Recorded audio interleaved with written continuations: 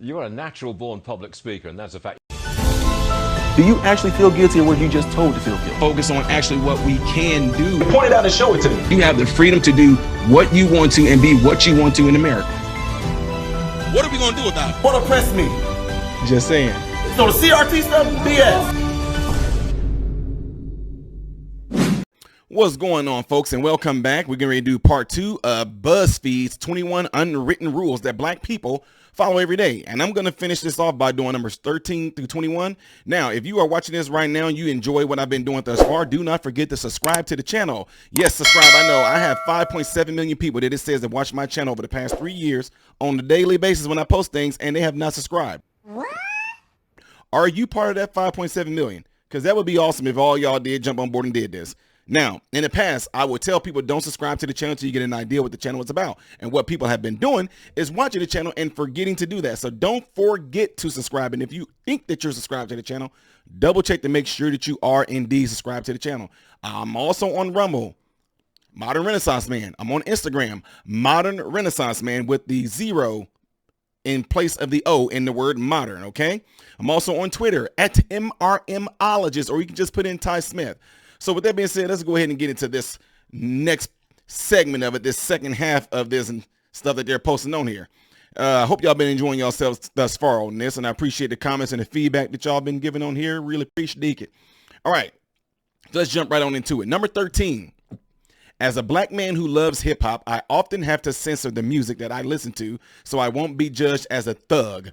So then if you believe that, who put that persona in your head? Because I don't know of any white people. I mean, I'm not saying they're not out there, but I don't know of any white people that go around and say people that listen to that type of music, they're all thugs. Because you can go and check out one of the biggest hip hop artists in history, Lil Wayne. He said majority of his audience is white. Hobson, majority of his people are white.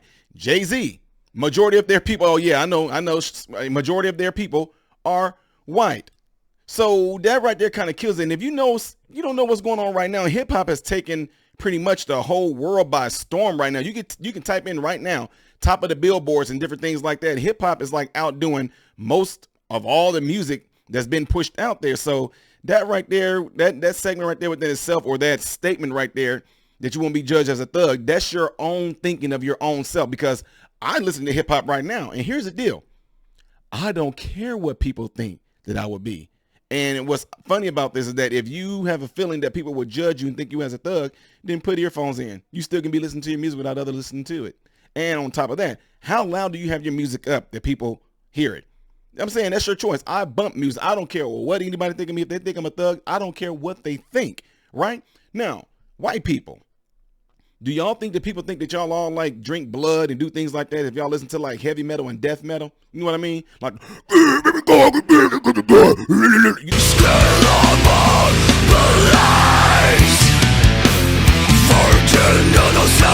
think that they think that y'all all devils and y'all drink blood and y'all like eat human flesh, you know what I mean? So that's what I'm getting at. So again, as a black man who loves hip hop, I often have to censor the music I listen to so I won't be judged as a thug. That is you judging your own self, thinking that that's what individuals think of you. Get past that, folks. I'm trying to help some folks here because these are the type of questions and things I get when I go and speak too. So kind of sounds familiar. Number 14. As a black man, if there is a white woman in line, you should stand back far enough so you cannot touch her. I'm sorry, y'all. I'm already ready. As a black man, if there's a white woman in line, you should stand back far enough so you cannot touch her by mistake or be accused of touching her. How close are you, sir? Whoever made this comment right here, Mr. Anonymous, how close are you to a woman that you can touch her by mistake or even be accused of touching her? Haven't we met here somewhere before? How close are you in line to do something like that? And what environment are we talking about? Are you talking about in a grocery store line? Your name must be Bunny, 'cause you look so fluffy. Yeah, ain't that right? Are you talking about lining up before you go into Disney World or Six Flags? Any of those places like that? How close are we talking? And to be that close to a woman, if there are other people that are around that are behind you, why would she do that? Why would you want to be that close to somebody? Why would anybody want to be that close to anybody? Before there was a such thing as a pandemic, I cannot recall anybody that ever stood close to anybody like that to where you can accidentally touch them. You should stand. Dude, that almost sounds weird. That almost sounds really weird. As a black man, if there's a white woman in line, you should stand back far enough so you cannot touch her by mistake. Yo, that's ridiculous, man. Have you been accused before of touching a woman by mistake? What were you doing? Oh, ma'am, I'm sorry. No, I'm just joking, y'all. But seriously, that number 14, that's ridiculous right there. Like I said, any person will be that close to anybody in line, especially during the pandemic and stuff right now. You're supposed to be 6 feet apart anyway. So unless you got like 9 foot long arms, I mean, I don't know how and why you would be that touched to any woman, period. If you are a man and you standing that close to me, I'm not going to like it, period. Seriously. So yeah, that's kind of dumb right there. I mean, that's a lame excuse right there. Unwritten, please. Number 15, knowing that I'll be followed when shopping in high-end stores, I have product-related questions prepared for them when they invariably ask me if I need assistance. Replying with no thank you, I'm just browsing, makes their suspicion jump. She's amazing. She even has pretty feet, this girl. Oh, yeah? How? Can I help you? Oh, no, we're okay. We're just browsing.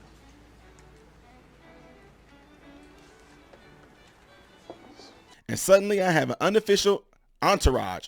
I'm a college-educated black man about to turn 40, but I still have to play these sorts of silly games. It can be very exhausting. For these people that write things like that, this is what I would love to do.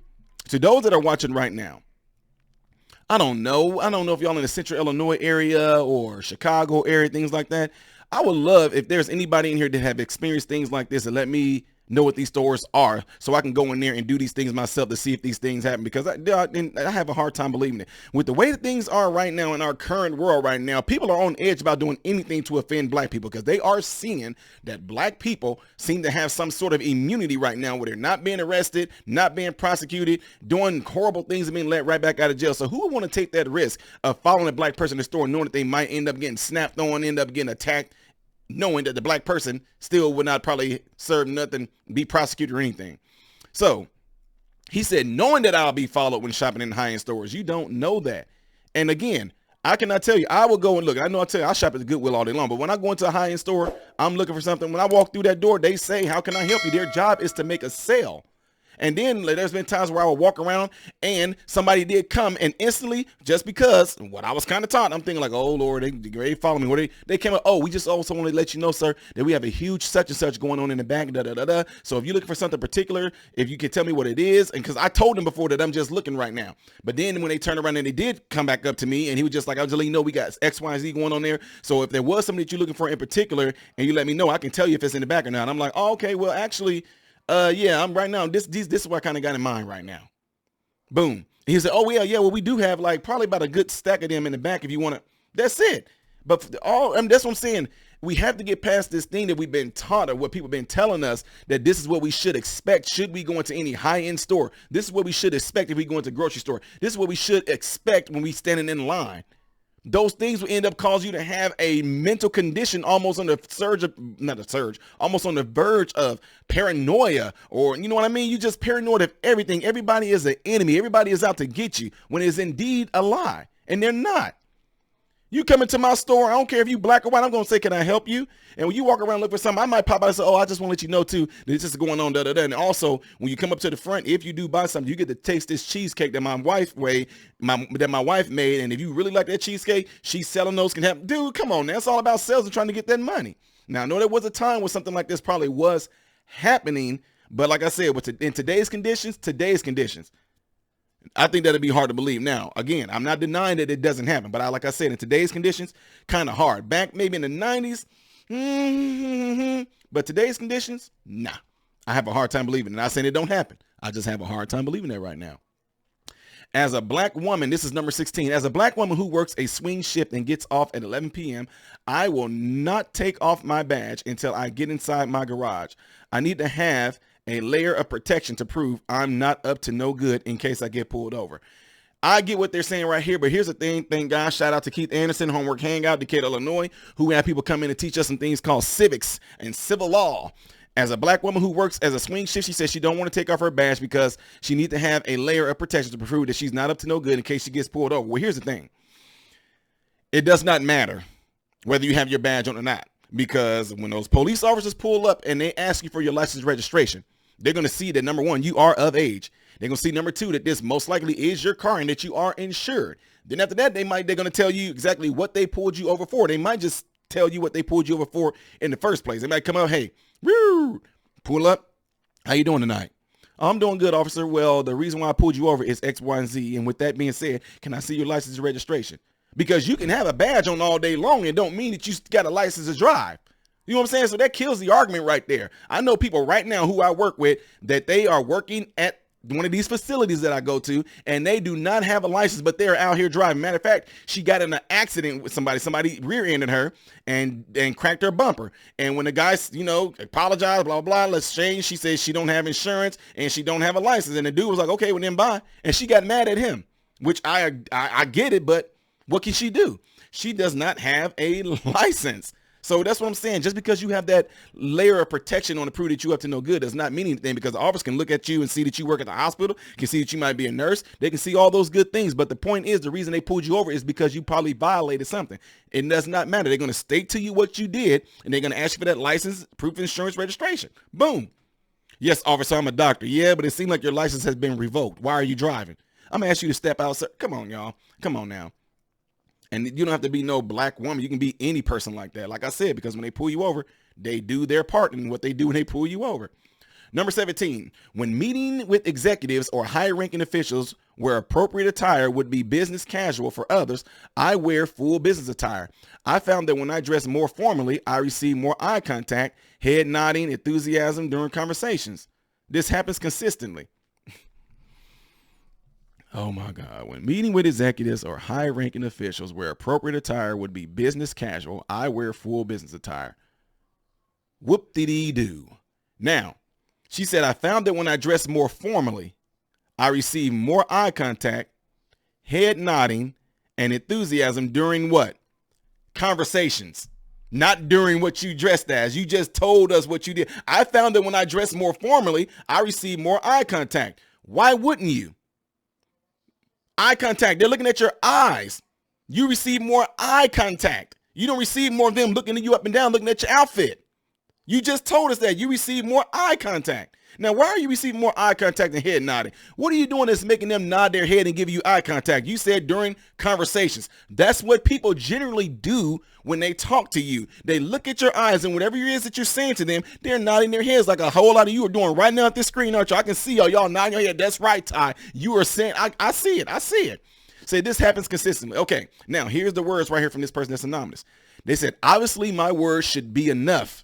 You just told us that it was during conversations. It says, if they aren't perceived as such, my reputation and credentials certainly should be. But in the rooms I walk in, I'm often still the only woman of color, many times the only black person, and sometimes the only woman. Intersectionally is real. My suit somehow overrides their initial perception of who I am and what I am here to do. Now, the only way I can say that you can clarify that and say that that is true is to get a group of individuals that you go to these meetings with and just be able to have them throw some questions out there. Let's be real. This is what we need to do, ladies and gentlemen. We need to have these conversations like this to see that people do actually think that way. Because if they do, we would like to know why. And I can tell you this right now. I literally just had this conversation with my wife the other day.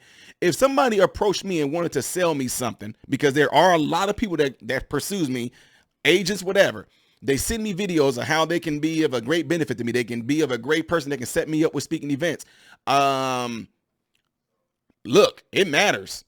You come to me and you look junky, wrinkly clothes and all that, and your teeth yellow and all this, and you talking about I can be your agent, and man, from the start, it don't look like it, man. I mean, but if you come clean, cut, and nice, I don't care what color you are, and telling me that you are of this certain stature and position, you're going to look the part. If I wanted somebody to be a DJ and be like when somebody want to bring a concert to my son's graduation, if you come up and you got a suit and tie on saying, yeah, I will be the DJ and the person that can bring the entertainment for your son's graduation, I'm like, no, you don't look the part. Now, if you come looking like the type of music that my kids listen to, you got the, the baggy pants on, you got the chains and the gold and all this, you one of my son's favorite them hip hop artists, I'm going to say, yeah, I had this dude DJ because he looked like he does what my sons them listen to. Y'all get it?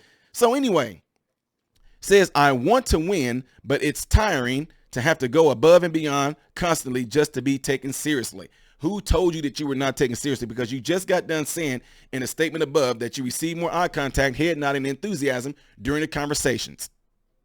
Period. Steve Jobs, jeans and a t-shirt. I mean, you see what I'm saying? Jeans and a t-shirt.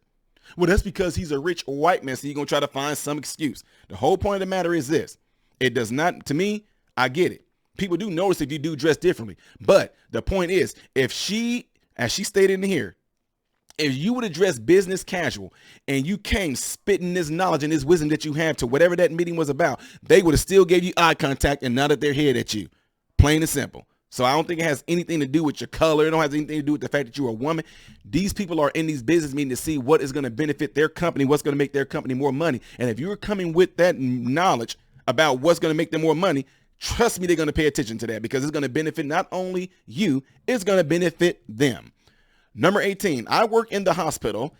Anytime I get a patient out of bed, they ask me to move their purse. I make sure it remains in their sight as I move it. I also hope that it's a room with a camera, just in case any discrepancy comes up. This seems like this is completely like a false statement, right? Let me just tell y'all why. Not only because I work in hospitals, but you made a statement that said, I also hope that it's a room with a camera. You work in a hospital and you think that there are cameras in patients' room. That is a violation of privacy. I don't know how you came up with this concept or this right here, but this is one of them things that, again, you seem like you trying to actually race bait somebody into something.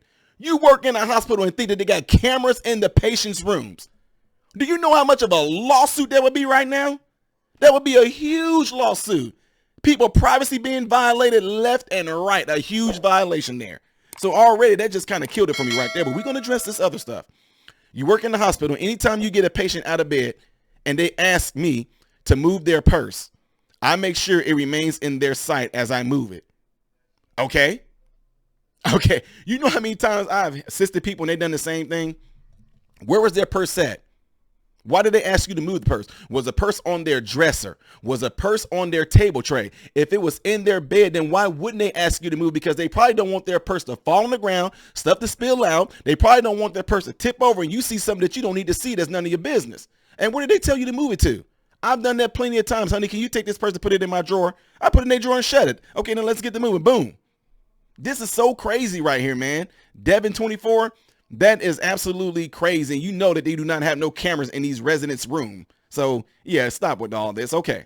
And I'm not denying this stuff don't happen, ladies and gentlemen. I'm just saying these right here are the type of questions and things that I get when I'm out and I'm speaking. So I'm on familiar territory, as you can see. Number 19, we're almost there. Don't wear any jewelry, sunglasses of the brand where you are shopping in store. As a black woman, I've had an employee rip Gucci shades off my head. They were mine and tell me not to stretch the merchandise. Then if they did something like that, that's actually an assault. And what you should have did was call the police. And what you could have done, since you were in a high-end store, which most likely they do got cameras in there, you can show the police officers them how you walked in the store and the person came right up to you and snatched your glasses off. And then if it was Gucci, you have a nice lawsuit on your hand. You can tell Gucci this, I want to sue y'all for this X amount of money, or y'all can just let me get upwards to however much $1,000 I want in Gucci type stuff, since you do like Gucci. But man, y'all, come on now. This is what I'm saying. This pettiness of being, oh man, so I'm just a lowly person that walked in there and all I was doing because I wear Gucci. I came in there and they just snatched it off my face. Come on now. You know good and well nobody, not saying it didn't happen, but I'm not, you know good and well if they snatched it off your face and you didn't do anything and told you not to stretch the merchandise. Come on now. Like I said, that's on some assault-like type stuff right there. So I don't know. I've never did some of these things. No. Never let your kids play with toy guns is number 20. Why and where? My sons right now, you can say toy guns. My son right now have aerosol BB guns. He got one that look like a 12 gauge. He got one that look like an AR-15.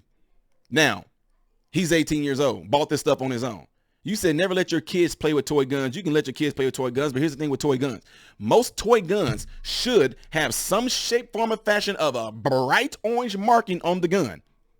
that will let you know that it's fake. Now, I know y'all gonna go back to what about the kid that was shot, I get there's a lot of circumstantial things that took place during that time. And yeah, we all seen that happen with the police officer just pulling up and shooting. We get that. Now, what you're not supposed to do, if you got kids that got toy guns and you think that they might be mistaken and something can happen to them, how about you buy them the toy guns that don't look like a real gun? If you think it's going to be that much of a threat, how about you also make sure that they always have the orange tip on there? How about if your son does have a toy gun and you can't find no color guns, you take it and you find some spray paint and you spray paint the gun yourself.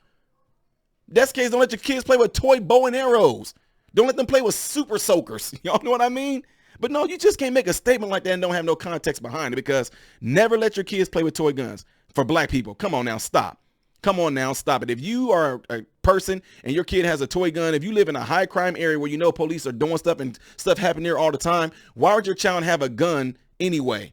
A toy gun at that. To do what with? Around what people? For what reason? That's why it's something called being a parent and you watch your kids play. Toy guns, how about you just don't let them take them outside the house? They can only play with the toy guns while inside the house, because just in case they are out and about and you might have some people out there that are super nervous. Oh my God, oh my God. Maybe they do think your child have a real gun. Don't let them take the guns outside and play with it. Well, Ty, we shouldn't be living in a world like that where people instantly think that these children have these guns. Well, we do. We do, and it depends on the area. My son was in our backyard and was shooting things with his. Nobody ever called nothing on my son. Want to know why? Because one, if they did look out the windows and see him with the gun, it's going to be like, okay, this dude got a gun. And like I said, it's marked with orange on there. Two, they probably going to let me wait and see what he's doing. Which, why wouldn't they? Because I do it. And if they hear, oh, that's a little airsoft weapon. Now, if they're, oh, yeah, you don't call the police. I will call the police, man. Come on now. Finally, we're at number 21. And finally, it says, I find myself begging to get adequate medical care for the autoimmune disease and pain I deal with. Pain in black folks is viewed as much differently than in white folks.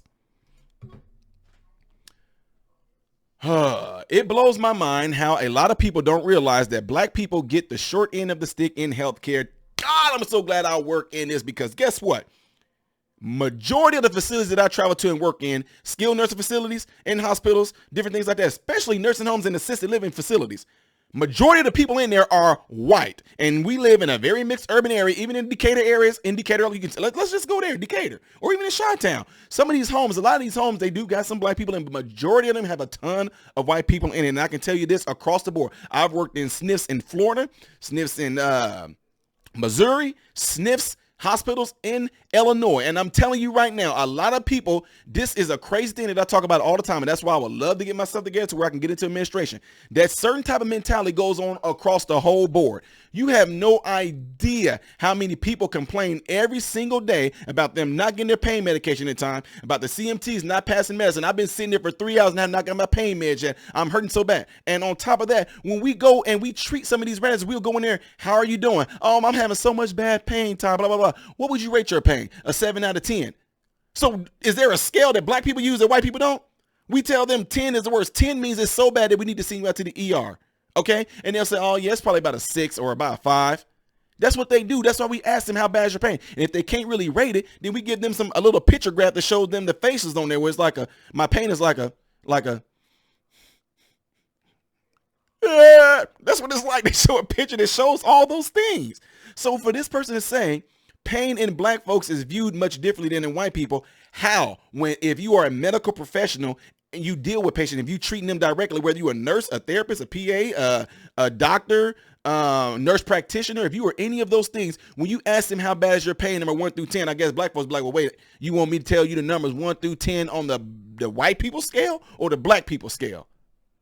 Come on now. It said it blows my mind how a lot of people don't realize that black people get the short end of the stick in health care. Nope. You go into a nursing home, go work in a nursing home and see who gets the short end of the stick. It's equal opportunity across the whole board because they're short staffed. CNAs are short staffed. CNAs are overworked. They're doing doubles and all this stuff like that. They can't get to everybody. Then for a room of maybe 7, a SNF that maybe have 80 rooms or something like that, they got 3 CNAs, period, that's trying to run their head up to go do a lot of this stuff. These people that are passing pills, there's only one of them and they're trying to get themselves started early, break all this stuff open, make sure that there's no, Make sure they don't mess anything up. Make sure they don't drop a pill. Make sure there's like no malpractice or anything like that that happened to them giving the wrong medication. It takes time to do all that. And these people, like, don't get me wrong, I understand. They sit there and then they're suffering. They're in pain. I was up since last night, Ty, since 3 in the morning. My back has been hurting. And it's 9 o'clock and I still haven't gotten my pain medication. Well, how bad is your pain? It's like an 8 or a 9. It's so bad, Ty. I'll go out there, let them know, hey, Mr. Such and Such. And they'll tell you, well, let them know that I'm going to probably be there in like 10 minutes, but I'm trying to get everybody medicine. There has nothing to do with your color. It has everything to do with the availability of medical staff that's there. It has everything to do with possibly how management is running things there.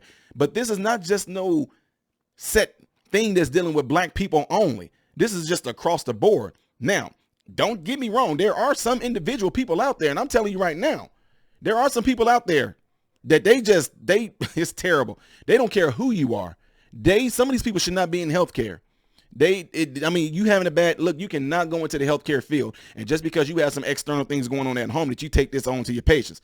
I've literally heard over my career, people sit there and tell a person, well, I'm not your nurse, or I'm not your CNA, or I'm too busy. And these people are asking for simple things like water or some ice chips. And I don't have to do the stuff either, but I make sure I do it. And then every time I leave a residence room or a patient's room in the hospital, anything like that, I'll say, is there anything else I can get you? I really care for people. I really love human beings. I really love my fellow brothers and sisters, no matter what color you are. And I hate the fact that I'm even have to be in here and seeing these people in here. And when they do graduate and get discharged from the hospital, or they get discharged from the skilled nursing facility, I say, hey, it was really nice treating you. I'm so glad you're doing well, but this might sound mean, but I do not want to see you again. You know what that means? That means they won't be in the hospital. They won't be in a nursing home. Nothing to do with these things that you're trying to pull right there. Pain in black folks is viewed as much differently than in white folks. By who? And what scale are they basing it off of? So anyway, folks, that's the 13 through 21 Buzzfeed of this so-called thing that black people have going on, that is something that they deal with. The top 21 things they deal with that a lot of you white folks don't know about are 21 unwritten rules that we follow every single day. What do y'all think about all this? Don't forget, if you like what I'm doing, you enjoy the stuff that I'm doing right here, don't forget to give the video a thumbs up. Don't forget to give the video a share. Don't forget to comment down below, because I like to hear from you guys and your perspective on these things, whether you agree with me or you don't. I still like to hear from it, because everybody's perspective is completely different. But as a black man that experienced things from the lowest of the lowest, in the ghetto, in the hood, seeing murder, seeing robbery, seeing killing, to actually working up to doing things to where you're middle class and got a good thing going for yourself and your family and all this, I've experienced a ton of things. And I'm telling you from the lens of what I'm seeing this from. A lot of this stuff is just to race bait people, and to keep us divided, to make it seem like that these super microaggressions and all these things like that is something that black people deal with on a daily basis. And they're not saying that black people don't deal with these things, but white people deal with them too. Asian people deal with them too.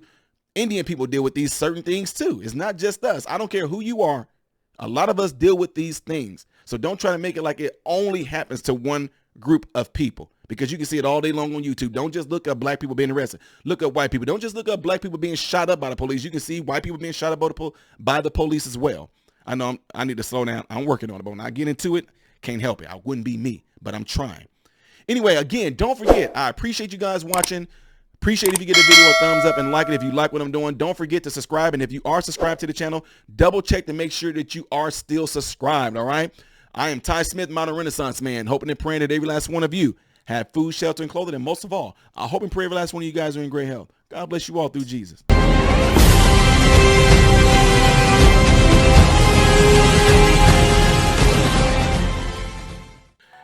What's going on, everybody? So, hey, check this out. I appreciate you guys watching. I appreciate you taking time out of your day to view these videos. Do not forget to subscribe to the channel, give the video a thumbs up, and also right here is where you can catch the next video, the latest video that I've done. But like right up here, this is stuff that I've done kind of in the past. So in this area, you might find a video that I've done in the past. It can be funny, it can be something serious. It does not matter. But this is something that you can also do to check out more material that I do in my channel, because I do a lot in this channel. All right. So again, appreciate everything from you guys. Keep on watching it, keep on supporting it, and God bless you all.